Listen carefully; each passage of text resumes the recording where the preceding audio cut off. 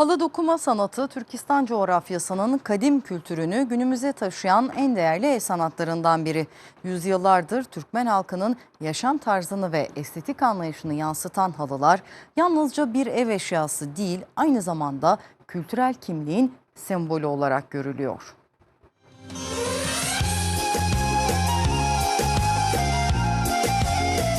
Her düğüm bir dua, her renk bir umut, her desen bir hikaye, her ilmeği, her rengi, yüzyılların geleneğini, Türkmen halkının ruhunu taşıyor. Her Türkmen boyunun kendine özgü desenleri ve renkleri var.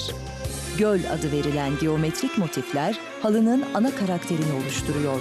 Renklerin de anlamı var.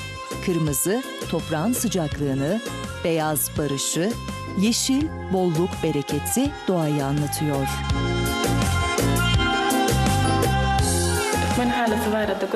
Türkmen halısından bahsederken ilk olarak bu sanatın Türkmen geleneğinin ayrılmaz parçası olduğunu söylememiz gerekiyor. Annesine bak kızını al deyimi de bu gelenekten kaynaklanıyor.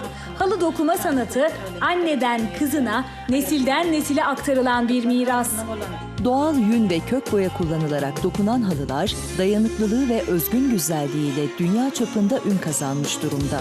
UNESCO tarafından 2019 yılında insanlığın somut olmayan kültürel mirası olarak kabul edilen Türkmen halı dokuma sanatı, dünyaya bir milletin zarafetini, sabrını ve estetiğini anlatıyor. Guinness Rekorlar kitabına giren devasa Türkmen halıları ise bu sanatın ne kadar büyük bir emek ve gurur kaynağı olduğunu bir kez daha kanıtlıyor.